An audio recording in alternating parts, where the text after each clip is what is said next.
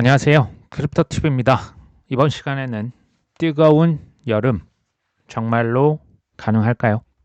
여기에 대한 라울팔 그리고 매크로 거시 분석가들의 의견을 한번 살펴봅니다. 스위 아시죠? 레이어 1 잘 나가고 있는 이 스위 위에 런칭된 스테이블 코인 공급량이 10억 달러를 돌파했다. 우리 돈으로 하면 1.4조 원을 돌파했다. USDC, FDUSD, AUSD 등등 달러 연동 스테이블 코인이 수위라고 하는 망을 많이 선택을 하고 있다. 그리고 이 네트워크 상에서의 총 락업 예치금, TVL이라고 하죠. 이 레이어 1에 묶여 있는 이제 자금도 20억 달러를 돌파했다. 좋은 얘기입니다. 네, DeFi 라마라고 하는데 보시면 그 TVL 이 체인에 얼마나 많은 돈이 묶여 있냐 여러 가지 지표 중에 하나로 보시면 참고가 되실 텐데요. 지금 여기 차트에서 보시면 무려 이더리움의 53%의 돈이 묶여 있죠. 압도적인 일입니다. 2위가 솔라나죠. 한 8% 정도 되고요. 그 다음에 트론, 비트코인, 바이낸스 체인이죠. 베이스, 아비트럼, 스위가 약 1.8%, 아발란체 1.28%, 앱토스 등등 있습니다. 순위로 나타내면 1위가 이더리움, 솔라나, 트론, 비트코인, 바이낸스 체인, 베이스, 아비트럼, 스위, 아발란체, 앱토스 이렇게 있습니다. 이걸 보면요. 이더리움이 죽었다. 혹은 이더리움 레이어 2가 죽었다. 베이스도 아비트럼도 다 이더리움 레이어 2죠. 그 다음 중국계 코인이 이제 과거 한 7, 8년을 보면 항상 주기적으로 죽었지 않습니까? 트론이 안 죽었죠. 지금 3위입니다. 트론. 그 다음에 바이낸스 체인. 지금 당당히 3위와 5위의 랭크가 되어 있는 거죠. 지금 죽지 않았고요. 오히려 매우 유리한 고지를 사실상 선점을 여전히 하고 있다라는 것을 우리가 쉽게 알 수가 있습니다. 다만 이제 시간차라는 건 존재해요. 그러니까 이제 왜 내 코인만 안 올라라고 하는 게 얼마든지 실은 가능해요. 예를 들면 지난 7년 동안 왜 XRP 안 올라? 이게 이제 대세 트렌드였다면 얼마 전까지만 해도 지금 내 알트코인 지금도 그렇지 않습니까? 특히 이더리움 왜 안 올라? 이게 좀 길게 보면 사실 그러니까 7년이라고 하는 건 이제 좀 차치하도요. 이더리움이 몇 달만 안 가도 사실 일반 투자자들은 아마 애가 많이 타실 거예요. 근데 소위 좀 고인물 투자자 같은 경우에는 이걸 한 번, 두 번 겪은 게 아니기 때문에 왜 안 올라라고 불평할 시간에 현금 원화채굴 해서 그냥 꾸준히 아마 믿음 있는 코인을 더 담지 않을까라는 그런 생각을 해봅니다. 지금 가격이 오를 듯 말 듯 하는데요. 그나저나 언제 이 바나나 존 시즌 2가 올 것이냐 궁금하긴 합니다. 아서 헤이즈가 이거 이제 포춘이라고 하는 유명 매체랑 인터뷰를 했습니다. 일단 올 여름이 지나면 알트 시즌이 올 것이다. 최소한 지금 조건을 얘기하는데요. 비트코인이 11만 달러, 우리 돈 대략 1억 6천만 원은 넘어야 되고 그 다음에 거래량이 증가하면서 비트코인이 궁극적으로는 15만 달러, 2억 1천만 원에서 20만 달러, 2억 8천만 원까지는 쭉 올라줘야 된다. 그리고 나서 이제 올 여름이나 3분기 초도 사실 7월이거든요. 한 7, 8월쯤 되면 그 이후에 이제 비트코인을 조금 조정을 겪으면서 알트 시즌이 오지 않겠냐 이런 얘기예요. 다만 이번 알트 시즌은 21년처럼 모든 코인이 100배씩 오르지는 않을 것이다. 새로운 내러티브가 나올 것이고 사람들은 그것을 중심으로 거래를 하게 될 것이다. 그리고 이제 솔라나가 더 훌륭하다고 보십니까? 이더가 더 오를 거라고 보십니까? 저는 이 인터뷰를 한번 다 봤었거든요. 이더리움의 가격 상승 전망을 더 좋다고 생각한다라고 답을 했습니다. 대부분 사람들이 이더리움이 아무것도 안 한다라고 생각을 하고 있기 때문이다. 하지만 아까 보여드렸죠. 이더리움에 여전히 제일 큰 돈들이 여기 지금 묶여 있는 거죠. 디파이에 지금 들어가 있고요. 가장 많은 개발자를 여전히 이더리움에서 보유를 하고 있습니다. 그리고 지분 증명 블록체인 중에서 가장 안전하죠. 가장 secure한 블록체인 안정, security를 자랑을 합니다. 솔라나도 나쁜 게 아니야. 근데 향후 강세장에서는 이더리움이 더 좋은 움직임을 보이지 않겠냐. 네, 우리 기준에서 생각하면 이게 조금 와닿지 않을 수 있어요. 블랙락이나 JP 모건, 피델리티에서 전 세계 자산을 토큰화 시킨다고 이미 선언했죠. 미국의 국채부터 스테이블 코인부터 지금 올려놓기 시작했습니다. 근데 이들이 고객을 대신해서 각종 자산을 토큰화해서 사고 팔게 한다면 어떤 망을 사용할 것이냐라고 상대편 입장에서 생각을 해보시면 돼요. 솔라나가 기능이 훨씬 출중하죠. 훨씬 빠르고 저렴합니다. 소위 가성비를 따지시겠습니까? 아니면 안전성을 더 따지실까요? 이런 큰 금융기관에서는요, 이게 굴리는 돈이 수천억, 수조 원을 넘어가지 않습니까? 기관 투자자도 엄청난 거래량과 금액을 자랑합니다. 무조건 안정성에 포커스가 맞춰질 거예요. 그 다음에 이제 가성비를 안 따질 수는 없습니다. 그렇게 보면 그들이 처음에 이제 펀드를 론칭하는 첫 번째 블록체인은 항상 그래서 이더리움이었다고 생각을 하고요. 앞으로도 이게 쉽게 바뀔 것 같지는 않습니다. 지켜보시면 알겠죠. 그러면서 이제 영어로 이게 왜 이더리움을 가격이 더 오를 거냐라고 아서 헤이즈 물어보니까 이게 지금 가장 큰 증오를 받고 있는 체인이기 때문이다. 이런 표현을 써요. 저는 여기에는 당연히 공감을 합니다. 훌륭한 펀더멘탈이 있고요. 그들이 채택을 했다는 가정하에 가장 증오받을 때가 매수의 적기 아닐까요? 올 여름에 과연 뜨거운 여름이 정말 오랜만에 돌아올 수가 있겠냐? 여기에 대한 대답이 사람마다 다릅니다. 누구는 이제 피크가 여름에 찍고 혹은 가을이 되어야 되고 누구는 겨울, 연말이 될 것이다. 누구는 해가 넘어갈 것이다. 누구는 상승장이 끝났다. 주구장창 주장하시는 분들 계시죠? 아니다. 이제부터 상승이 다시 시작된다. 그리고 지금 관세전쟁, 아직까지 고잉원입니다. 환율, 또 연준에서 금리를 내려야 된다. 지금 경기 침체가 목전에 닥쳤다. 스태그플레이션이 올 것이다. 전쟁이 끝나야 되는 게 우선이다. 여러 가지 소음이 투자자들을 실은 힘들게 해요. 정신 빠지게 합니다. 근데요, 물론 투자자라면 이런 사건들의 하나하나를 따져보시고 본질을 당연히 살펴보셔야 됩니다. 근데요, 여기서 가장 중요한 무게중심은 무엇이 되셔야 하냐면요. 결국은 유동성이에요. 유동성은 돈의 힘을 의미합니다. 돈의 힘이요. 실은 가장 영향력이 커요. 라울 팔은 이런 얘기를 했어요. Follow the money. 돈을 따라가라. 나머지는 소음에 불과하다. 이 차트 오랜만에 가져왔습니다. 검정색은 글로벌 유동성이죠. 이제 GMI는요. 그 Real Vision. 라울 팔이 회사를 만들어서 그 본인들만의 토탈 글로벌 유동성 지수를 하나 만든 거예요. 어찌됐건 글로벌 유동성이 검정색이고요. 나스닥은 지금 빨간색이죠. 보시면 사실상 거의 일치를 하고 있다라는 것을 지금 보실 수가 있습니다. 무려 97% 일치예요. 돈에 그냥 나스닥은 딱 붙어서 같이 갑니다.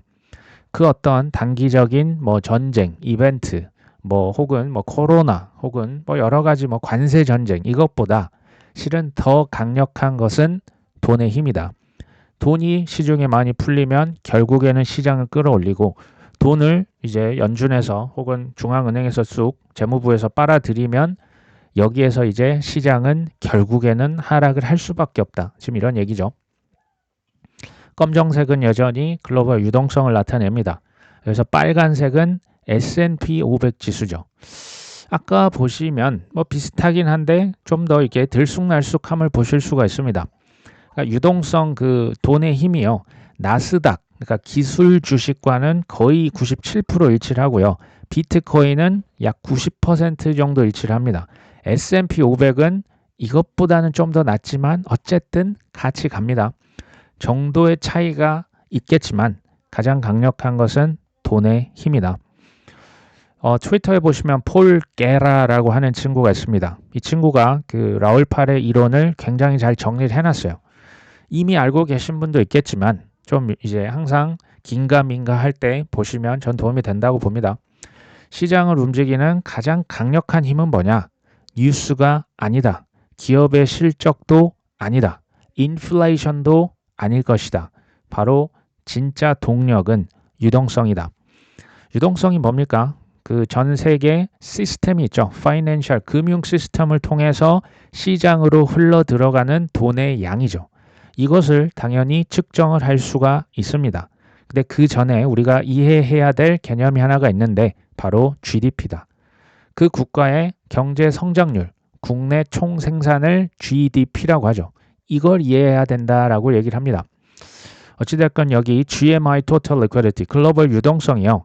이제 연간으로 따지면 연 8% 정도 평균 증가를 계속하고 있습니다. 이 돈을 전 세계 중앙은행에서 평균적으로 8%를 찍어내고 있는 거죠.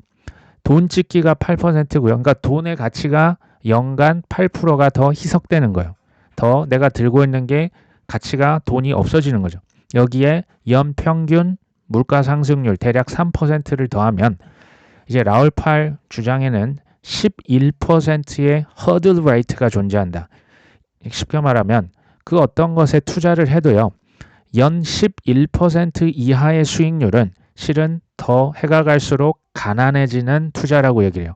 우리가 뭐 저기 신한은행, 국민은행에 적금 맡겨놓고 뭐 이제 1년이든 2년이든 지나서 3%, 뭐 요즘은 뭐 4%가 없습니다. 3% 이자를 받는 게 실은 엄청나게 손해를 보고 있다. 그것도 해가 가면 갈수록 그 손해가 누적이 되는 거죠. 그렇게 실제로 표현을 했고요. 연 11%를 이길 수 있는 수익률 자산은 세상에 딱 두 개밖에 없다. 첫 번째가 나스닥. 지금 뭐 저기 M7을 비롯한 기술주, 뭐 AI, 크립토 이런 혁신 주식을 의미합니다. 나스닥보다 실은 더 높은 상승률과 동시에 하락률을 자랑하는 게 바로 크립토 자산이 되겠죠. 글로벌 유동성, GDP, 투자 이게 도대체 무슨 관계가 있을까요? GDP라고 하는 것은 실은 뭐 어디서 갑자기 갑툭튀가 아니고요. 간단한 공식에 의해서 이제 그 성립이 되는데요. GDP 성장률은 그러니까 그 국가의 경제 성장률은 인구의 증가율 플러스 생산성 증가율 플러스 빚의 증가율을 합쳐놓은 거라고 보시면 됩니다. GDP 경제가 성장하려면 인구가 폭발적으로 증가를 하든지 생산성이 엄청 늘어나든지 아니면 국가에서 돈을 풀어서 그러니까 돈을 풀어주면 그 빚이 이제 각 경제 섹터로 들어가겠죠. 그렇게 경제 성장률이 늘어날 수가 있다. 근데 현재 전 세계적으로 봤을 때 지금 세 가지 요소 중에 두 개 요소가 무너지고 있다. 그 뭔지 바로 느낌 오시겠죠. 고령화, 저출산이 지금 글로벌 트렌드입니다. 무슨 얘기일까요? 생산 가능한 인구가 사실 줄어들고 있어요. 그러면 경제가 당연히 삐끗삐끗 될 수밖에 없겠죠. 생산성 역시도 이제 베이비 부머들이 점차 은퇴를 하고 있습니다. 일 선상에서 이제 나가고 있고 생산성이 당연히 지금 줄어들고 있죠. 지금 미국이든 유럽이든 일본, 중국, 한국 이제는 실은 다 마찬가지요. 이제는 저성장이 고착화되고 있습니다. 이 근간에는 지금 이 고령화, 저출산이 자리를 잡고 있다라고 보시면 돼요. 물론 아프리카, 동남아시아 이런 중남미 같은 곳은 지금 고령화 저출산이 아니죠. 인도도 젊은 인구들이 굉장히 많잖아요. 그런 곳들은 이제 경제 성장률 좀 더 치고 나가고 있습니다. 그래서 실은 근데 전 세계적으로 지금 저성장 늪에 빠져 있기 때문에 실은 늙지 않고 은퇴 없는 인간을 새롭게 만들어버린 거예요. 그게 뭡니까? 그게 AI와 로봇입니다. 일론 머스크 미국뿐만이 아니고요. 저기 중국에 있는 소위 머리 좋은 과학자들 회사들이 AI와 로봇, 휴머노이드 로봇은 그래서 확정된 미래고 방향성이 될 수밖에 없어요. 어찌됐건 저들의 생산성 향상은 확정된 미래죠. 근데 AI와 로봇이 우리 진짜 공장에서 지금 쓰이기 시작을 하고 있죠. 생각보다 이게 오래 걸려요. 우리는 당장 연 단위로 분기 단위로 GDP를 이걸 측정을 하잖아요. 근데 저 로봇을 지금 뭐 가격 비싸죠. AI 아직 걸음마 단계에 있으면 물론 이제 쓰고는 있지만 우리 실생활에서 쓰려면 시간이 오래 걸려요. 그래서 각국 정부들은 가장 빠른 결정을 할 수밖에 없는 거죠. 그게 바로 돈을 찍어내는 겁니다. 자, 근본적인 이유는 인구 분포에서 나온다. 전 세계적인 생산성이 낮아지고 있는 이유는 지금 인구 증가율이 무너지고 있다. 이 아래 도표를 제가 한번 확대를 해봤습니다. 이게 인구 증가율이 이제 50년대, 특히 이제 전쟁 끝나고요. 베이비 부모 인구가 이때 폭발적으로 50년대에 급증을 했죠. 그래서 이들이 이제 각국의 뭐 미국을 비롯해 유럽, 우리나라 포함 1970년대에 인구 증가율이 피크를 찍습니다. 그 다음에 80년대, 90년대 글로벌 호황을 맞이하죠. 하지만 이게 지금 인구 증가율이 뭐 지금 대략 한 1%까지 떨어졌는데요. 일부 지역에서는 인구가 이미 감소를 합니다. 일본도 감소를 했고 우리나라도 벌써 감소를 기록한 기록이 있죠. 앞으로 인구 증가율 감소는 이거 피할 수가 없는 거예요. 거의 0%대까지 앞으로 수십 년 내에 가지 않겠냐라고 보고 있습니다. 그러면 이게 왜 투자자인 우리에게 중요할까요? 보시면 인구는 점점 나이를 먹어갑니다. 그러면서 생산성은 점점 평평해진다. 뭐 이런 표현을 썼고요. 낮아진다는 거죠.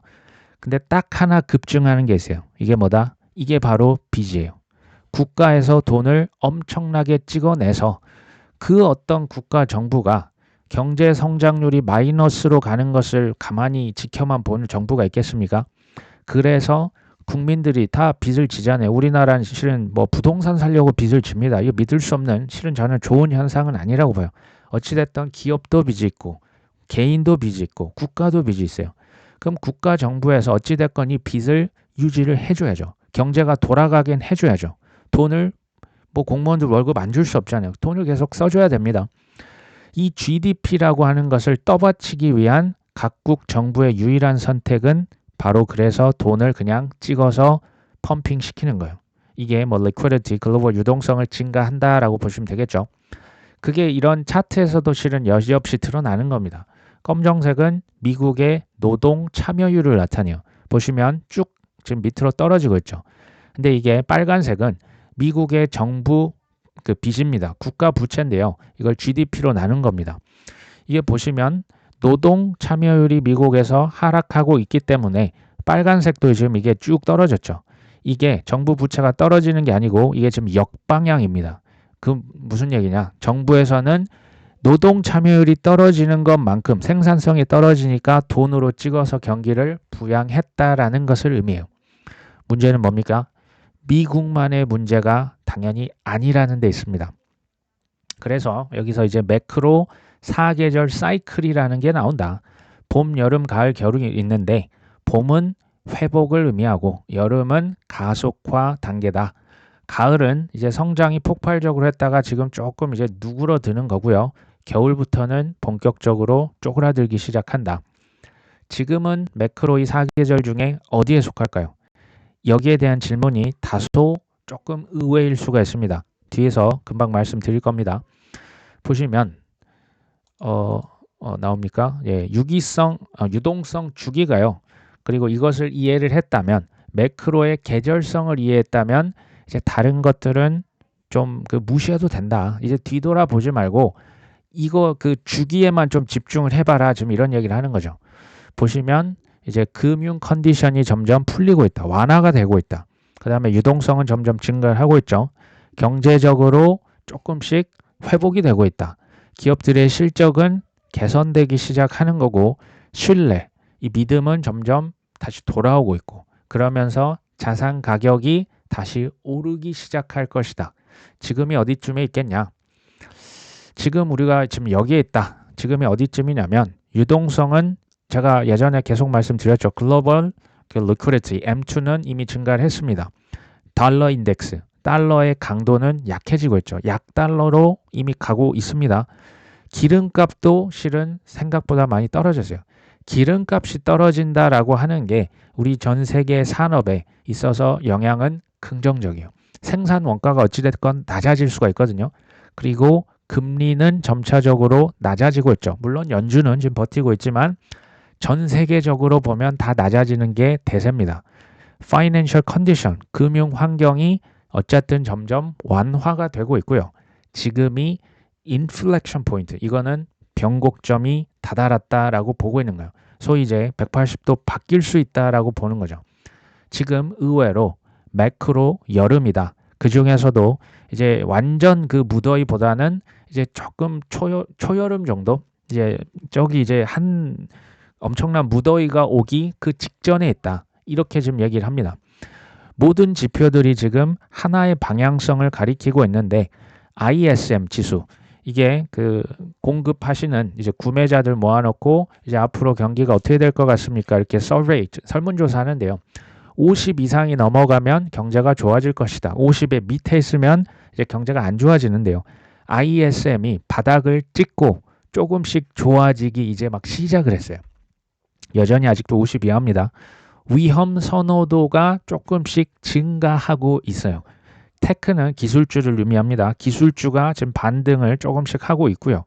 크립토도 이제 고개를 빼꼼 내밀고, 물론 뭐 이제 조정했다 또 가기도 해요. 이게 우리가 뭐 1주, 2주, 한 달, 두 달 만에 승부를 보려고 하면 글쎄요, 이게 이제 쉽지는 않으실 겁니다. 어찌됐건 상승을 시작했다. 그래서 폭발적인 상승이 이제부터 나올 수 있다라고 얘기를 합니다.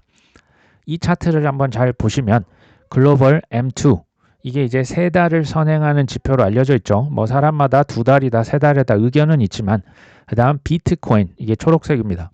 보시면 제가 왜 지금 빨간색을 이렇게 동그라미를 쳐놨냐, 이게 같은 방향으로 움직이지만 가끔 일시적인 불일치는 나올 수가 있다라는 얘기를 지금 드리려고 제가 동그라미를 친 겁니다. 하지만 대체적인 방향성은 90%가 일치합니다. 그리고 최근에 거의 4개월, 5개월간 이 바닥을 다지는 구간이 있었죠. 유동성도 바닥을 잘 다졌고요. 비트코인도 바닥을 다지고 지금 유동성은 지금 많이 앞서가고 있고요. 이 초록색 비트코인도 얼추 10만 달러 이상으로 지금 쫓아가고 있는 거죠. 근데 딱 보시면 유동성이 급증한 것 대비해서 비트코인은 덜 올랐다라고 보시는 게 지금 맞지 않을까요? 그러면서 이번 매크로 여름에 지금 우리가 접어들었는데 여기에서 최고의 자산은 뭐가 될 것이냐? 그러니까 이제 하이 베타 테크놀로지, 그러니까 기술 주식을 말합니다. 그 다음에 그 신흥시장, 이머징 마켓 주식, 뭐 그러니까 미국이나 유럽이 아니고 저 인도랄지 저기 뭐 아프리카랄지 브라질이랄지 뭐 이런 쪽 주식이 다시 떠오르기 시작할 것이다. 코인, 그리고 투기적인 혁신이 앞으로 좋은 실적을 거둘 수 있을 것 같은데, 그러니까 경제가 지금 좋아질 초기이기 때문에 지금부터 위험 자산 선호가 점점 증가하지 않겠냐. 그래서 이제 유동성이 서서히 이제 들어오기 때문에 바나나 존이 다시 나올 수 있다. 이게 핵심입니다. 뭐 지금 4번의 비트코인 사이클에서 한번 쭉 올랐다가 correction phase 1은 이 조정일이에요. 이런 기간이 항상 있었죠. 지금 요 기간입니다. 조정이 생각보다 깊었고 오래 가고 있지만 과거에 다 있었어요. 그 다음에 한번 쭉 오르겠죠. 첫 번째 사이클, 두 번째 사이클, 세 번째 사이클, correction phase 2 당연히 전 나올 거라고 봐요. 한번 쭉 급등이 나온 다음에 조정은 이랬다고 이제 그때마다 하락장을 외치면, 하락장은 뭐 그러면 뭐 수백 번 될 수도 있습니다. 급등 후의 조정은 이게 실은 너무나도 자연스러운 현상이라고 보시면 좋겠습니다. 자, 바나나 시즌 2가 나온다면 저 같은 경우는 대략 꼭지는 모르기 때문에 어깨쯤 닿았다 하면 50% 시원하게 한번 익절할 계획을 가지고 있습니다. 언제 나올지, 얼마만큼 팔지, 그때 많이 오른 코인 위주로 지금 익절할 생각을 하고 있습니다.